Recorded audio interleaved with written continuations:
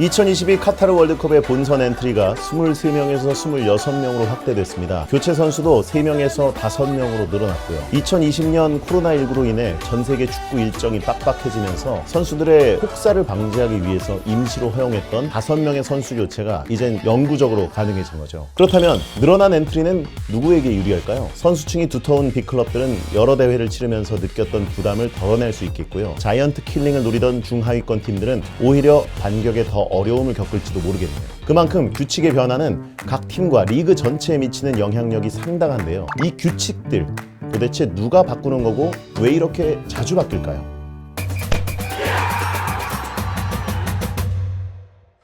먼 옛날, 그러니까 축구가 태동하던 시기부터 14세기 이후까지의 축구는 그야말로 제대로 된 규칙 하나 없이 그저 상대편을 물고 찌르고 걷어차는 전쟁 같은 놀이, 거친 몸싸움에 불과했습니다. 때문에 부상자는 물론이고 사망자까지 속출하면서 영국에서는 축구 금지령이 내려지기도 했었죠. 이 때문이었을까요? 1848년 영국 케임브리지 학생들이 실용, 공정, 합리 이 3가지 원칙을 바탕으로 축구 규칙을 만들었는데요. 이 규칙들은 1863년 케임브리지 룰스라는 서적으로 발간되면서 영국이 축구 종가로 인정받게 하는데 결정적인 역할을 합니다. 세계 축구계의 최상위 조직 피파가 손을 대지 못하는 유일한 분야가 하나 있는데요. 바로 축구 규칙 개정입니다. 축구 규칙을 바꾸는 일은 피파가 아닌 IFAB라는 국제축구 평의회에서 관리하기 때문인데요. IFAB는 1886년 잉글랜드와 스코틀랜드, 웨일스와 북아일랜드 축구협회가 모여서 만든 축구계의 입법기관입니다. 1913년 피파가 이 모임에 가입을 하게 되고요. 투표에서 결정권을 행사할 수 있는 한 표를 얻게 됩니다.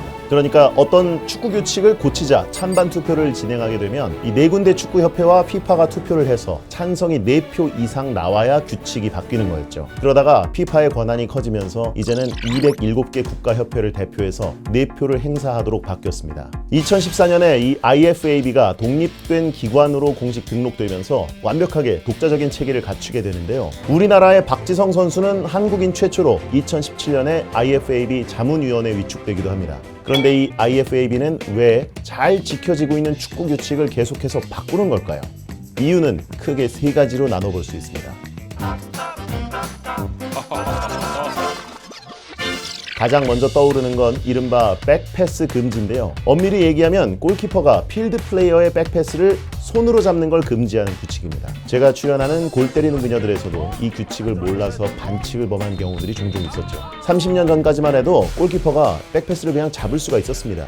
하지만 이기고 있는 팀들이 노골적으로 이 백패스를 악용해서 시간을 지연시키면서 골키퍼에게 백패스를 하고 골키퍼는 다시 손으로 잡고 다시 주고받고 하는 패턴이 계속해서 반복되는 겁니다. 결국 고의적인 백패스가 축구의 재미를 반감시킨다는 의견이 모아졌고 1992년 백패스를 골키퍼가 손으로 잡는 것이 축구에서 금지됩니다. 2019년에 바뀐 선수 교체 아웃 규정 역시 마찬가지입니다. 이기고 있는 팀이 후반 막판에 늘 사용하던 방법이 하나 있잖아요. 감독이 선수 교체를 지시하면 선수가 그라운드를 마치 골프장에서 걷듯이 천천히 걸어 나오면서 박수를 유도하고 교체되는 선수와 손을 맞잡으면서 남은 경기를 부탁하는 장면. IFAB에서는 가만히 두고 볼 수가 없었고 교체 아웃되는 선수는 주심의 특별한 지시가 없으면 자신과 가장 가까운 터치라인, 골라인 밖으로 나가도록 변경을 했습니다.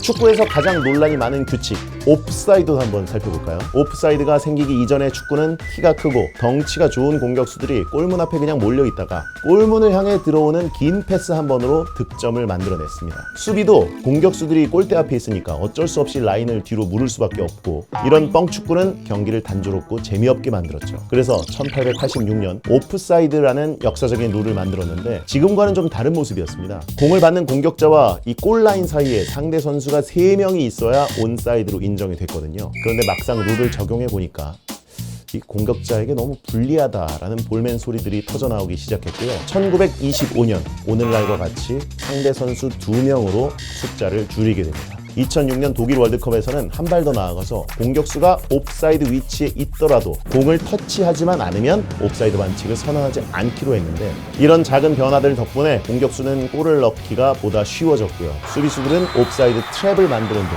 규칙을 이용한 전술들을 개발하기 시작했습니다. 이 옵사이드의 규칙 변화 때문에 축구팬들은 공격수와 수비수 간의 치열한 수싸움을 즐길 수 있게 됐다고 봐도 무관하겠죠.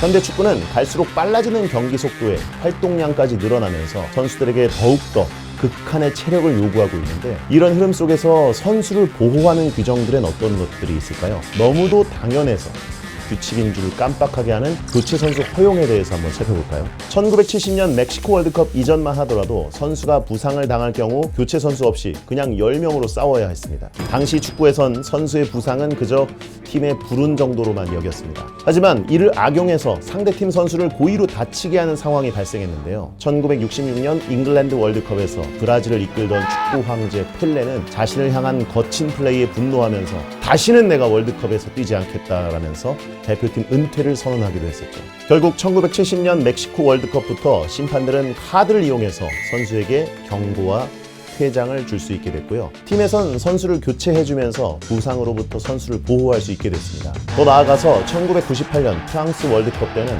거친 백태클에 대한 징계를 강화했고요. 2014년 브라질 월드컵에서 도입한 쿨링 브레이크 역시 무더위 속에서 선수들을 보호하기 위한 제도였습니다.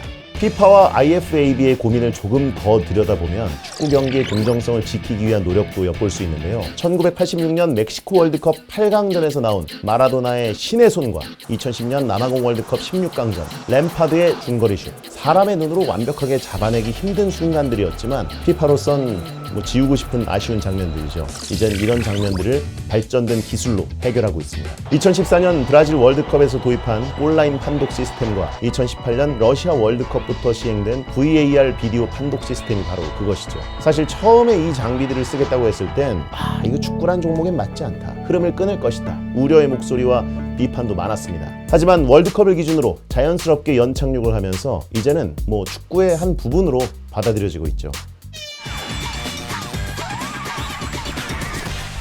지금까지 살펴본 내용들이 축구 경기 내적인 요인이었다면 축구 외적인 요인도 확인을 해봐야겠죠. 가장 큰 변화는 월드컵 본선 출전국의 확대인데요. 1930년 13팀으로 시작한 월드컵은 1998년 현재 32팀으로 늘어났고요. 다가올 2026년엔 48개 나라가 참가할 예정입니다.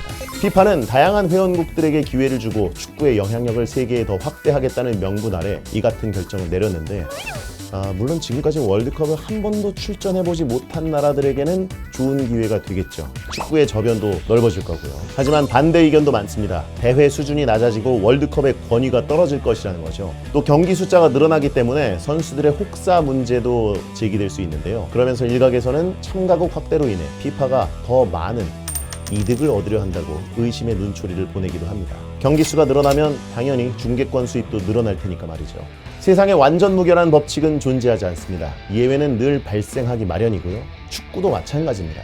시대와 맞지 않는 규칙에 대해서는 변경 요구가 있을 것이고요. 규정을 악용한 편법과 이를 막으려는 자들의 싸움도 계속될 겁니다.